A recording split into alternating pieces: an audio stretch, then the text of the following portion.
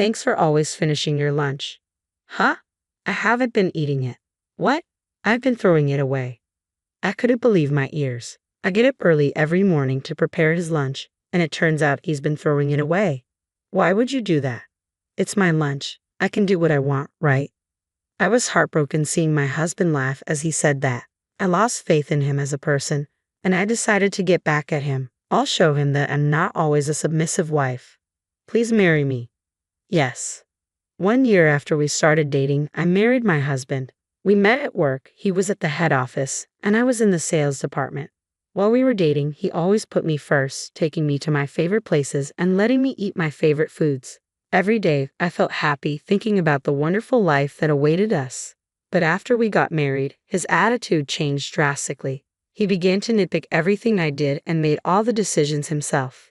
He became a controlling husband, and things gradually got worse. Recently, something truly unforgivable happened. Huh? What did you just say? I told you to start making lunch every day from tomorrow. Why? It's normal for a wife to make her husband's lunch, right? 3 years into our marriage, my husband suddenly insisted on this. I work too, and I'm busy in the mornings. Honestly, I don't want to take on more than I have to. We used to eat lunch separately, so why the sudden change? I was puzzled. I don't want meal preps. I want freshly made ones every morning. From that day on, I started getting up at 5 a.m. to make his lunch.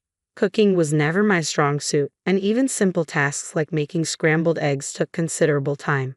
Preparing all the side dishes for lunch in the morning was quite a challenge. This new routine left me with less sleep, and it was extremely tough. One night, seeing the empty lunchbox in the sink, I felt relieved, thinking, oh, he ate it all. From then on, I continued making his lunch every day, though he never expressed any feedback. Out of curiosity, I asked him one day, by the way, is there anything specific you want in your lunch? No, not really. I see. I thought you liked it since you always finish it. Ha! I haven't been eating it. What? I've been throwing it away. I couldn't believe my ears. I was baffled as to why he would throw away the lunch I got up early every morning to make. Why would you do that? Well, your cooking is bland. It doesn't make me want to eat. But I get up early and put a lot of effort into making it. Then make something that makes me want to eat. But you don't have to throw it away. You made it for me. I can do whatever I want with it. I was stunned. Why would he have me make lunch in the first place? When I asked him, he nonchalantly responded, because it's fun. He made me make lunch just so he could throw it away. I never thought he would do such a thing. I was so heartbroken that I cried myself to sleep that night and didn't make his lunch the next day. My husband got furious. I saw no point in preparing his lunch knowing he wouldn't eat it. But if I snapped back, I knew he would throw a temper. So I decided to fix his lunch again starting the next day, even though it was going to be thrown away anyway. Feeling more and more hollow each day as I made his lunch, I gradually began to prepare fewer items. You've been slacking off recently, haven't you? Do you think I wouldn't notice? I'm sorry, but if you're not going to eat it, it's the variety of food that makes me feel refreshed when I throw it away. Don't you get it? I don't understand at all. Due to my lack of sleep every day, I was so exhausted that I started making mistakes at work. That's when I heard a troubling rumor. Apparently, my husband had been bad-mouthing me. When I asked a colleague who had been on a business trip to our headquarters for details, he said my husband was calling me a useless wife and saying things like, she can't do anything without me. She has no will of her own. It was bad enough to know he was saying these things behind my back, but hearing it confirmed, I couldn't just sit back and take it. Over the weekend, I decided to confirm the truth and asked a close friend who works at the headquarters. Mickey, I've heard it too. Really? Yeah, your husband is pretty harsh on women. I don't know if it's because he's good at his job, but he seems to think women should only be assigned to make photocopies or something. No way, he wasn't like that before we got married. Did you do something? It's the other way around. I'm the one being treated poorly. How's he treating you? I explained to Mickey about him throwing away my lunch. As she listened, she became visibly angry, wrapping me in a tight hug as tears welled in her eyes. You've been so patient. I can't imagine how tough it must have been. Why are you crying, Mickey? I'm crying for you, you fool. But this is unacceptable. He needs to learn his lesson. That's true. He's really wronged you. Have you thought about getting a divorce? I'm worried about finances right now. You can handle that. I'm more worried about you. You're numb to the pain even after being mistreated like that. That's a sign you're not okay. It's not like I'm numb. I'm pissed. Then Mickey gave me a serious look. Do you want to get a divorce? In truth, the idea of divorce had been lingering in my mind. Thankfully, we didn't have any children. I found myself contemplating whether I should continue enduring life with my abusive husband indefinitely. To weigh my options, I wanted to take advantage of this opportunity. I gazed directly into Mickey's eyes and said, "There's something I want to try. Will you help me?" "Of course." "Thank you. I want to use your position." You see, Mickey is actually the granddaughter of our chairman. Moreover, she's currently working as an executive assistant at the headquarters. I can't overlook the opportunity to enlist such a powerful ally. That's quite an idea. I see where you're going with this. I'm starting to look forward to it. If this goes well, I can make my husband feel ashamed of himself. The following Monday, as usual, I handed my husband his lunch. "Do you have time tonight?" "What's this about all of a sudden?" "You know Mickey, my friend who works as an executive assistant." "Yeah, what about her?" "Mickey says she'd really like to invite us to dinner. Apparently, the chairman will also be there." "The chairman. He wants to show appreciation for his hard-working employees. If it's a request from the chairman, I can't refuse." "All right." I thought he would be suspicious, but surprisingly, he agreed quite easily. Perhaps he was pleased with the thought of being invited by the chairman. With that, everything fell into place. After work, I met up with my husband and confirmed once again that he had thrown away his lunch. Then we went to the restaurant specified by Mickey for dinner with the chairman. My husband seemed pleased with the fancy place and began to boast about his competence. Today, I finished my work early and helped my colleagues. You know, being reliable is hard work when you're this good at your job. Is that so? The chairman's granddaughter is beautiful and she's an executive assistant, so I bet she's good at her job too. I'm just doing my job like everyone else. You don't need to be so humble. You're far different from my wife. He got on my nerves a bit, but the chairman moved on to the main topic. You get a packed lunch from your wife every day, don't you? Yes, she does work hard on that. What a wonderful thing, a lovingly prepared lunch from your wife. But it's the same thing every day. I'd like something extravagant once in a while. That's not something you should expect from your wife. Really, don't you, as a chairman, get extravagant lunches? I prefer something simple. It's an everyday thing, after all. Oh, you're just joking. You've even arranged for us to eat in such a wonderful place today. My husband's attitude was completely different from usual. He must have been trying to put on a good show in front of the chairman. I watched nervously, unsure of how it would unfold. "So, you don't cook?" the chairman asked. "Cook? No, that's women's work. I don't think that's the case nowadays. I think it's normal for men to work outside the home and for women to take care of the home. We both work, but ideally I'd like my wife to stay at home." "Really? Men are breadwinners and women are homemakers. That's how it's supposed to be." "That's a rather old-fashioned way of thinking." "Really? I think all men in the world would think the same way. Despite the increase in women's participation in society, they end up taking maternity leave or quitting their job. In the end, it's men who run society, and it's the same in our company as well. Don't you agree, Mr. Chairman?"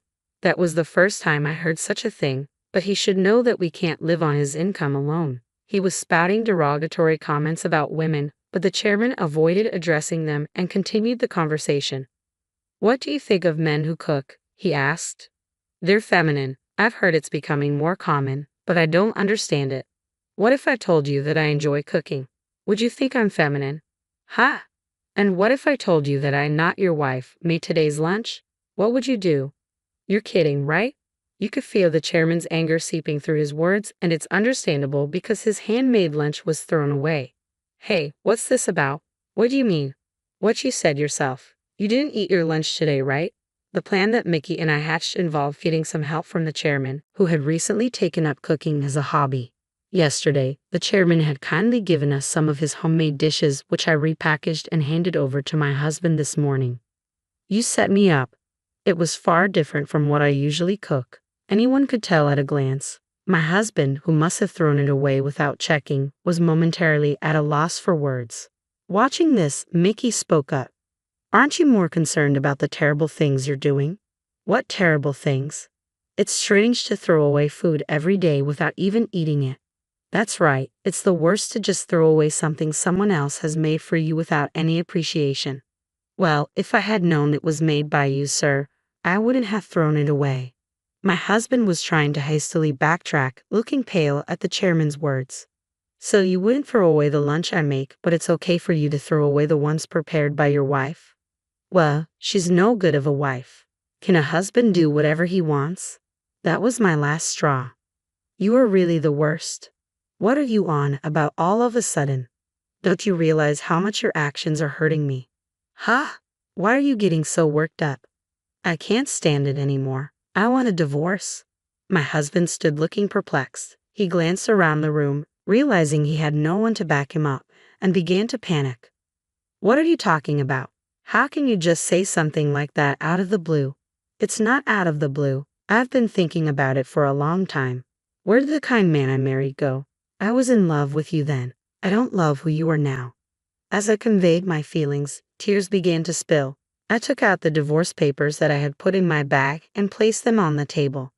All you need to do is sign. I filled in the rest. You're serious. If this looks like a joke to you, you're more helpless than I thought. Do you think you can survive after a divorce? I'll be fine. I'll be getting alimony from you after all. What? Watching this scene, the chairman began to speak. You seem to have some prejudices against women. That's not what I mean. I've heard from my granddaughter about your attitude towards our female employees. Coupled with this incident, this isn't something I can overlook as a chairman. What are you talking about? I'll let my son, the president, know about this. Wait, sir, I can't lose my job now. Before worrying about your job, there are other things you should do first. Taken aback by the chairman's angry voice, my husband was at a loss for words. Not once have you apologized. When you do something wrong, you apologize. Even a kid in elementary school knows that. I'm very sorry. Not to me, to your wife. Can't you even understand that? You're making me sick. Mickey, let's go. Sure, Linda, let's go. Huh? What are you waiting for? You're not going back home, right? You're coming with us. Seeing the desperate look on my husband's face, Mickey and I left the restaurant, feeling quite relieved. The next day at work, I got a call from Mickey. Your ex-husband got demoted. Demoted? When HR investigated his work behavior, there were complaints from female employees, one after another. Is that so? And apparently his performance in sales has plummeted. He deserves it. It seems that he was transferred to a sales branch in the countryside, where the women were quite formidable. At first, he seemed to resist and continued his tyrannical behavior, but the place was filled with tough women, like old-school matriarchs. Within a week, he was unable to talk back. Now he is so respectful of the women in the office that he even voluntarily makes copies. 2 weeks later, Mickey contacted me again. I was issued a notice of termination and was told that I would be transferred to work at the head office in a secretary position. What does this mean? I think this is the chairman's doing. It seems that the chairman took a liking to me after seeing my declaration the other day. So, he spoke with the president to allow me to work as a trainee secretary with Mickey. Oh, and there's a message from Grandpa. What? He said we're going to have a dinner party once a month, where you'll eat his homemade food. This is an order coming from him as a chairman. What? The chairman's gonna cook for me? He apparently wants to treat you. He even mentioned taking cooking classes. Later, the divorce was finalized successfully. I was able to receive my desired amount of alimony, which was $20,000. I lost a husband but gained a new friend. I'm happy. From now on, I plan to have my chairman teach me how to cook delicious meals for myself.